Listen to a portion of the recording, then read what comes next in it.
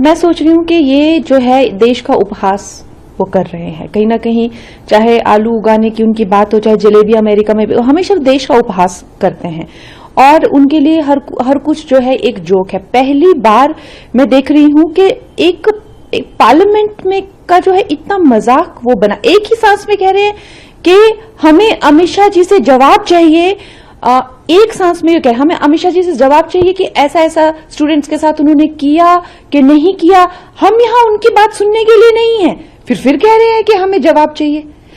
ये किस तरह का मजाक ये देश के साथ हो रहा है? मतलब उन्हें कोई लाज कोई शर्म नहीं रही है और पूरी दुनिया देख रही है और ये सोच रही है ये किस तरह का पर्सन है जो एक ही सांस में कह रहा है कि अमित शाह मुझे तुमसे जवाब चाहिए कि क्या जो भी उनके क्वेश्चंस हैं कि गोली चली थी, क्या आंखें फूटी थी या जो भी है, लेकिन मैं यहां तुम्हारी बकवास सुनने के लिए नहीं हूं। Why should I listen to you? अरे आप जवाब मांग रहे हैं, फिर आप कह रहे हैं why should I listen to you? एक ही सांस में आप ये ऐसी दो गली बातें कैसे कर रहे हैं? How does this even work? What is he thinking? He is taking people for granted. और फिर एक बात में वो कहते हैं कि अगर उन्होंने गोली चलाने को कहा था तो मतलब वो इस बात के दोषी हुए, और अगर उन्होंने नहीं कहा था तो वो जो है इनकेपेबल है, मतलब गोली चलाने के इनकेपेबल हैं वो। तो कुछ जर्नलिस्ट ने ये भी कहा कि आप ये क्या कह रहे हैं कि इनकॉम्पिटेंट है गोली चलाने के वो, तो क्या गोली चलनी चाहिए थी बच्चों पे? तो उस पे वो जो है वो भड़क पड़े और उन्होंने जो है जर्नलिस्ट को कितना भला बुरा कहा कि तुम चूहे हो, तुम ये हो। इस तरह से जो वो अपनी भड़ास निकाल रहे हैं और इस तरह से जो वो पार्लियामेंट का अपमान कर रहे हैं, पूरे देश का अपमान कर रहे हैं, देशवासियों का अपमान कर रहे हैं।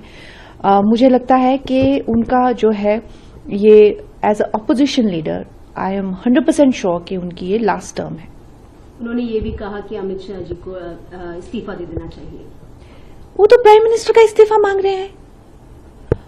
वो जो है इस देश के डेमोक्रेटिकली इलेक्टेड प्राइम मिनिस्टर का इस्तीफा मांग रहे हैं, जिन्हें जो है इतना बड़े मैंडेट जो भी तीसरी बार मिला है।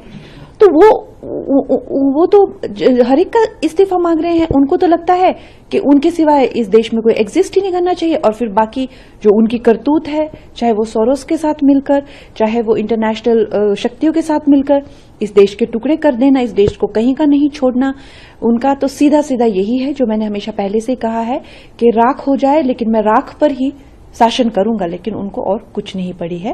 तो वो किसका इस्तीफा मांगते हैं, वो क्या चाहते हैं, उससे क्या फर्क पड़ता है जब जनता को वो मैटर ही नहीं करते हैं। ये तो उनकी माताजी हैं, इटालियन माताजी, जो जैसे तैसे करके ऑपोजिशन को जो है ठूस रही हैं कि इसी को ही ऑपोजिशन लीडर बनाना है। नहीं तो जनता तो उनको बिल्कुल भी 100 इलेक्शन वो हार गए हैं। वो कौन होते हैं, उनको किसका इस्तीफा चाहिए, उससे क्या फर्क पड़ता है? वैसे तो सड़क पे चले हुए अगर उनकी इटालियन माता जी ने ये नहीं कहा होता कि भाई इनको ऑपोजिशन लीडर बनाओ, तो उनकी क्या वजूद है?